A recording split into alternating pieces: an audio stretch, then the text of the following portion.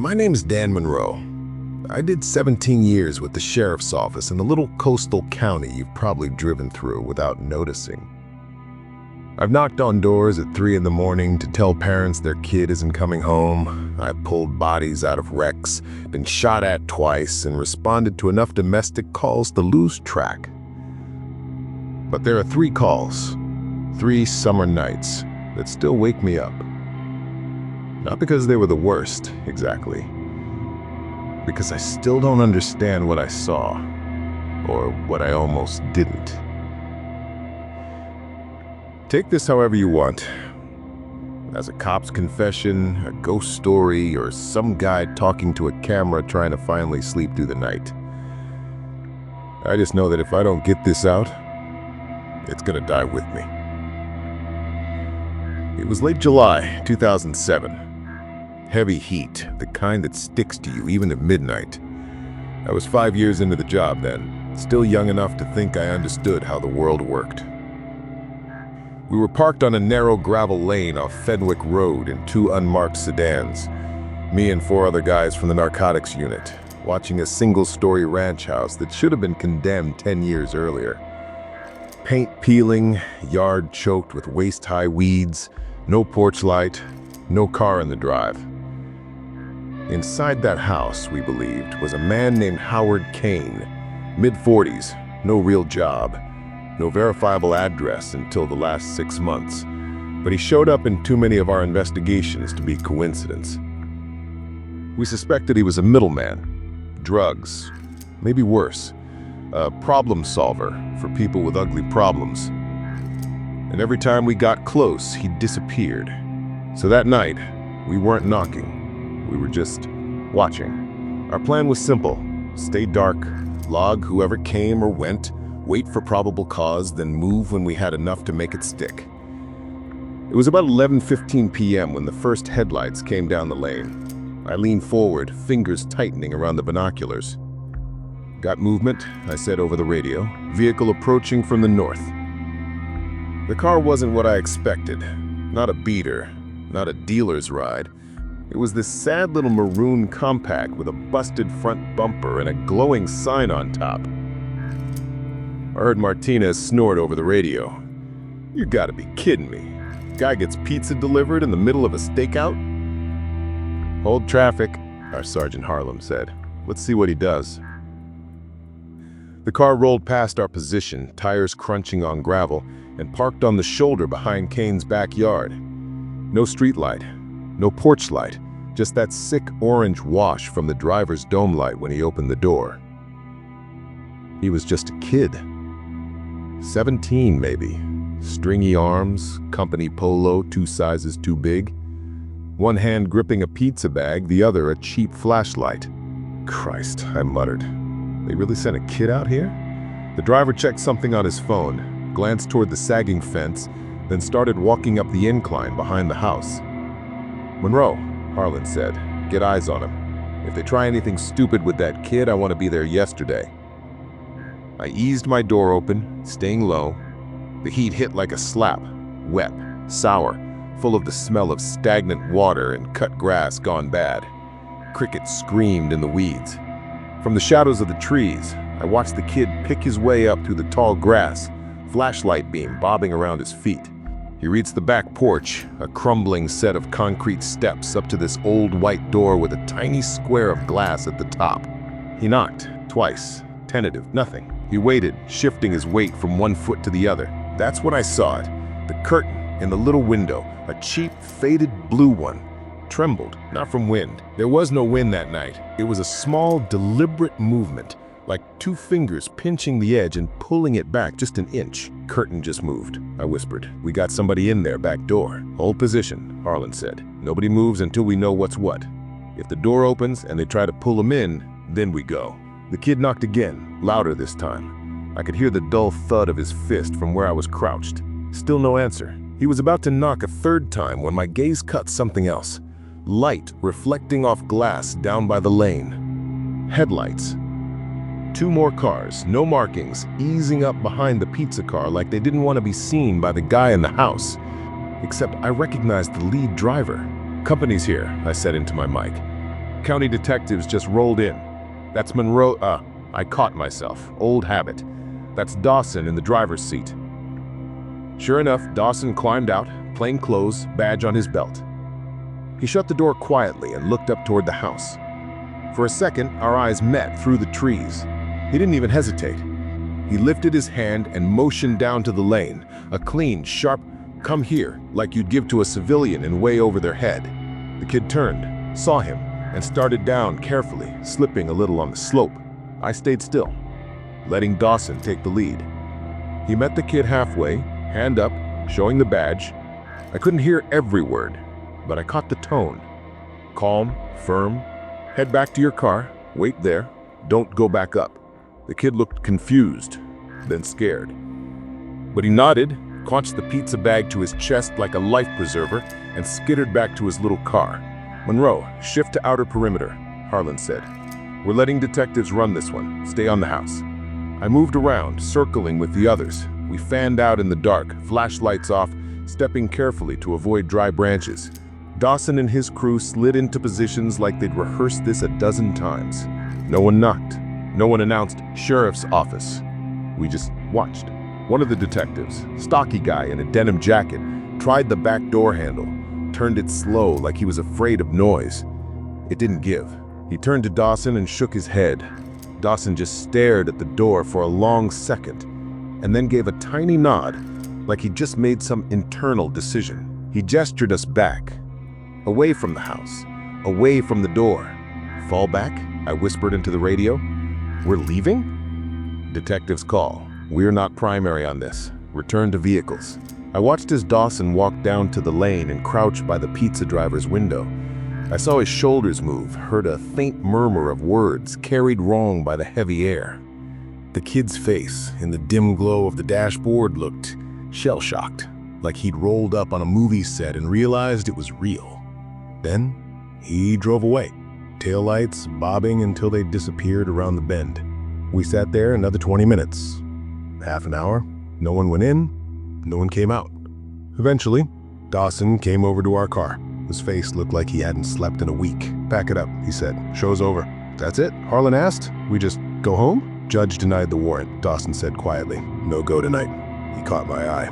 And we weren't gonna let some kid be the test case. "Did he order that pizza?" I asked. "Kane?" Dawson's jaw flexed. "We traced the cell and the credit card. Both burner. But the IP on the online order came from a public library 2 counties over. So, someone wants to see if anyone's watching the place," I said slowly. "Send a delivery guy up the back steps, see who comes out of the shadows. Or," he said, "someone inside wanted a reason to get that back door open and drag a stranger in without us suspecting it." We never got to find out. By the time the warrant finally went through 2 days later, the house on Fenwick was empty. No furniture, no clothes, no food in the fridge. There were, however, 6 eye bolts sunk into the concrete floor in the basement, a stained mattress rolled up in a corner, and a little girl's pink sneaker, size maybe 5, half melted in the ashes of a burn barrel out back. We bagged it all, filed it all, and Kane was gone. The pizza kid, I later learned, quit his job the same week, moved out of state for college, and never came back. And every once in a while, when I can't sleep, I picture that kid standing at the back door and the curtain twitching, and wonder how close we came to letting that door open. Call 2. The summer rental. Fast forward 11 years. Different part of the county, same sticky summer air. I was on the day shift in 2018 when the 911 call came in, but we all heard the audio later in training. I can still hear the guy's voice. 911, what's your emergency? There's someone in my house. He was in my son's wall. He came out of the wall. You get used to people saying crazy things. Meth, schizophrenia, night terrors. You learn to translate, to hear what they're really saying underneath. But there was something raw in his words. No slur, no confusion, just a man whose world had just tipped sideways. Dispatch sent 2 units, me and Martinez. Code 3 to a beachfront rental community we almost never got calls from. These were the nice houses, summer people, Airbnbs, golf carts in the drive. We pulled up to a 2-story pale blue house with white trim, tucked 1 block back from the ocean. Looked like a postcard, except the front door was hanging open and I could hear a man screaming from somewhere inside. We didn't wait. We drew and went in. "Sheriff's office. Call out." "Up here," a voice shouted, high and ragged. "He's at the door." We followed the noise through a tidy living room and up a narrow staircase. The upstairs opened onto a bright sunlit kitchen and a sliding glass door that led out to a back deck facing the water. The screaming was louder now. Animal, horse. "Get back!" someone shouted from outside. I hit the deck first, boots skidding a little on the weathered boards. And there he was. A man, mid-30s maybe, gaunt and filthy, was pressed up against the outside of the glass, both hands splayed wide, slamming his weight into it again and again. He was barefoot, clothes shredded, skin gray with grime, streaked with something dark and crusted that might have been dried blood. His eyes, I'll never forget those eyes.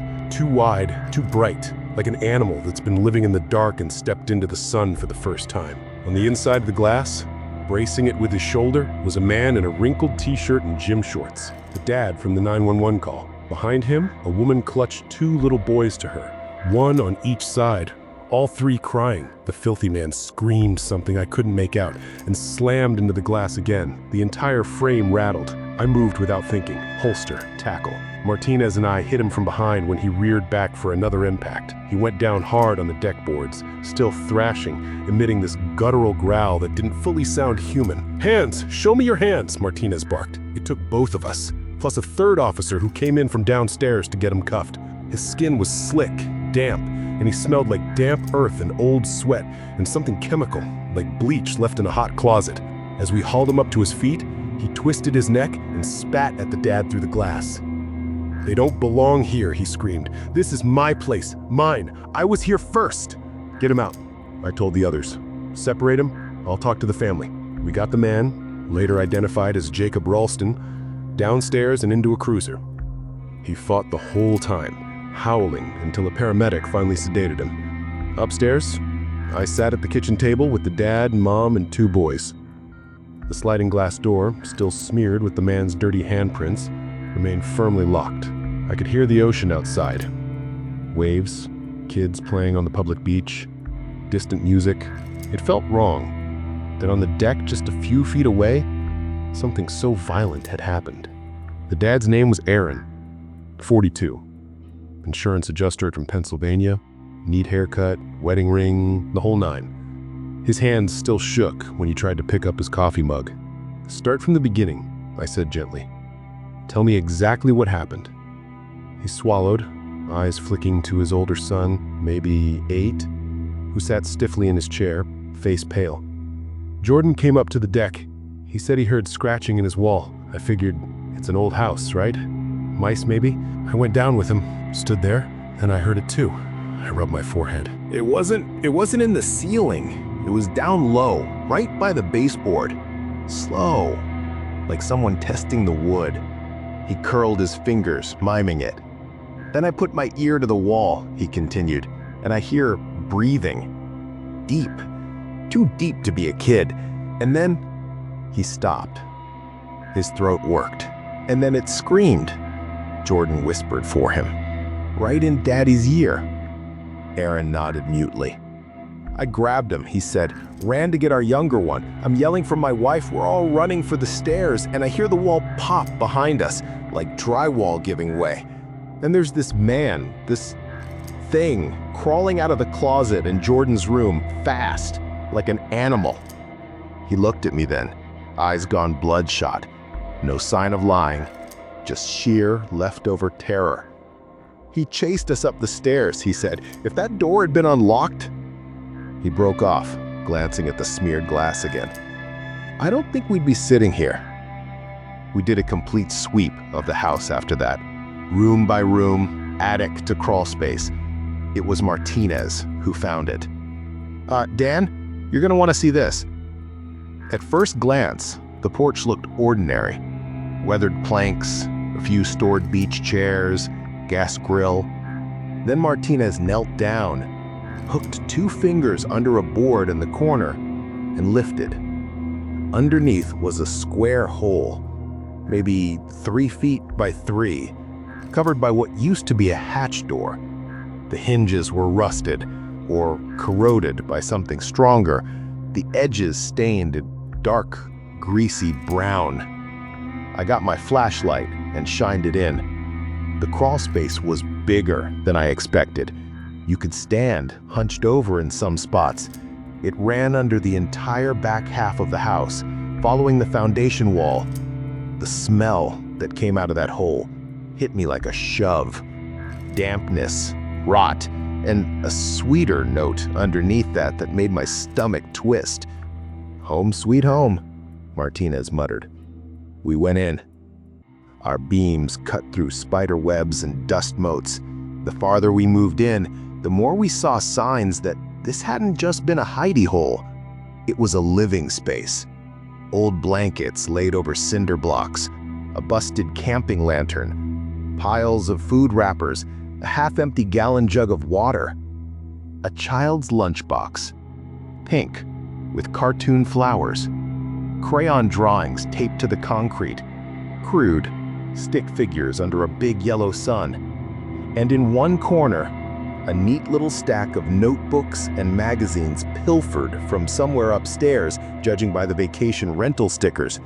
And on the inside of the foundation wall, over and over, scratched deep into the concrete with something sharp, the "We give up on her." We found where he'd gotten into the boys' room too. A loose panel at the back of the closet. Behind it, a short tunnel through the insulation, straight into the crawl space.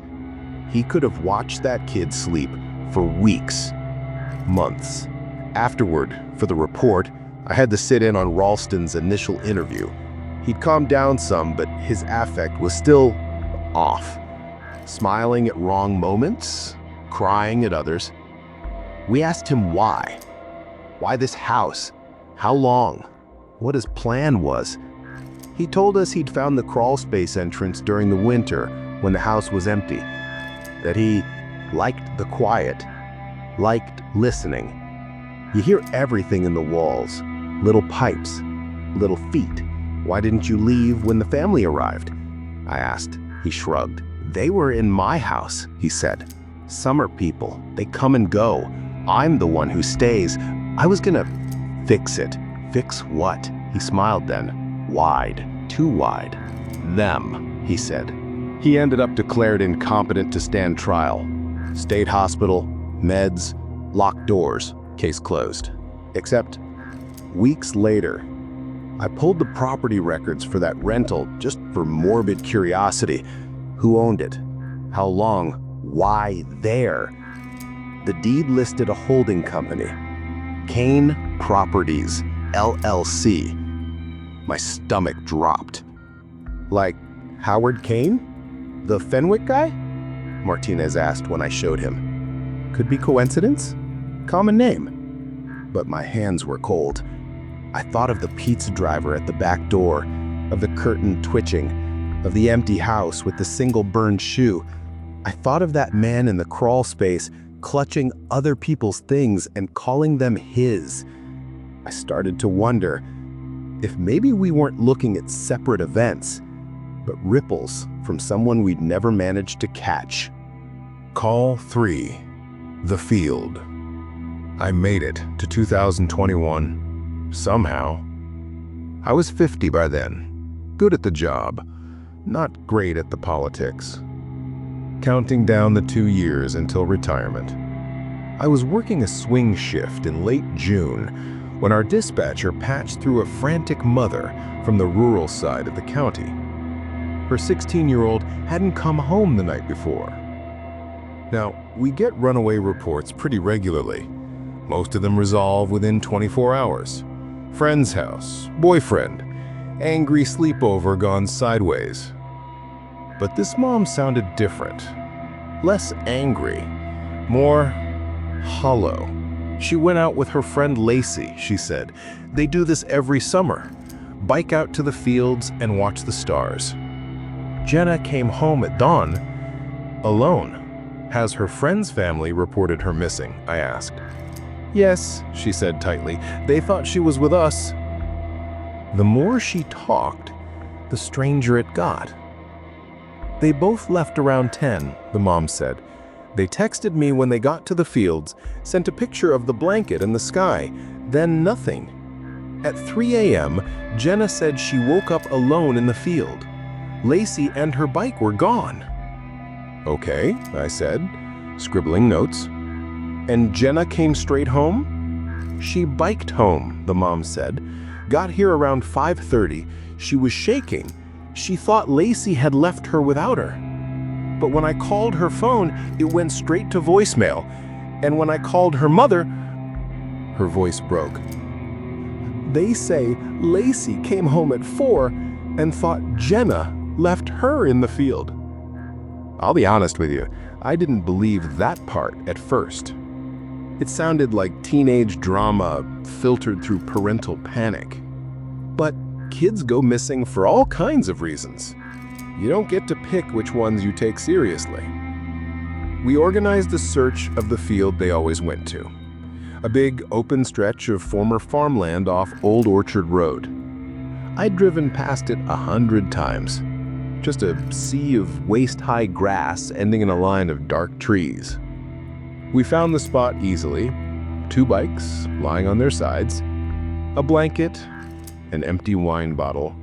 No sign of a struggle, no footprints beyond what you'd expect, no tire tracks other than their bikes, no Jenna, no Lacey, just absence. We split up, volunteers, deputies, canine. We grid searched that field, the tree line, the drainage ditches. We found nothing. It was only when I sat down with Jenna later that day, in an interview room that smelled like coffee and industrial cleaner, that the hair on my neck started to rise. She was small for 16. Black nail polish chipped to hell, dark circles under her eyes. She stared at the table as she talked, voice flat from shock. "She went out there like always," she said. "We spread the blanket, did the whole let's find constellations thing. We had a few sips of wine. Not a lot. We weren't wasted or anything." "Did you argue? Anyone upset?" She hesitated, then gave a humorless little laugh. "No," she said. It was nice. We were talking about stupid stuff. College, whether we'd still be friends when we were old." Her fingers tightened on the styrofoam cup. "She looked at me weird once," she said softly. Like she was about to say something important. Then she chickened out. We laughed it off. My mind flicked to my own 16-year-old summers. All the things no one said out loud. "What's the last thing you remember before you woke up alone?" I asked. She frowned. "I closed my eyes just for a second. I wanted to feel the wind. I swear I wasn't asleep. I remember thinking, 'Don't fall asleep, you idiot.'" Her eyes filled suddenly. Then I opened them, and she was gone. Her and her bike. Everything felt wrong. The stars looked dimmer, colder, and when I checked my phone, it was 3 in the morning exactly. "You're sure you didn't fall asleep?" I pressed. "I felt awake," she said, almost angry now. "I don't snore without waking myself up, you know? And she wouldn't have just left. Not there, not that far out." "Did you try calling her?" I asked. "Like 20 times, but it's weird. I know I called her, I remember hearing it ring, but when we looked at our phones later, there was nothing. No missed calls, no outgoing calls. It's like my phone decided it never happened." I tried to keep my face neutral, but my brain was spinning. Because by then, I'd already heard a version of this from the other side. Lacey's statement, taken an hour earlier, told almost the exact same story. Same field, same blanket, same wine, same easy conversation. I closed my eyes for a second, and when I opened them, Jenna was gone. Her and her bike. I thought maybe she'd gotten mad, that she left. I checked my phone and it was 3 in the morning, I swear. She'd said she tried to call Jenna over and over, swore she heard the line ring, got voicemail, but her phone logs were empty from 11:40 p.m. to 3:15 a.m. Like someone had cut that slice of data out. Jenna's logs had the same blank band. We pulled records from their carrier, same thing. A dead zone between 11:39 p.m. and 3:03 a.m. for both numbers. Not no service, just nothing. No pings off towers, no calls, no texts. Like neither girl's phone existed in the network for 3.5 hours. I went out to the field again that night, alone, because that's the kind of dumb thing you do when you've seen too much and still think you can make it make sense. The stars were ordinary, bright, beautiful even. I walked to the spot where the blanket had been, closed my eyes, listened to the wind pushing through the grass in dry waves. The air felt heavy, and I caught myself glancing at my watch like an idiot. 2:58 a.m. I left. We never found any evidence of abduction, no vehicles on any of the traffic cams on the narrow farm roads, no unknown footprints leading away from the field. Both girls were physically fine, back in school by fall.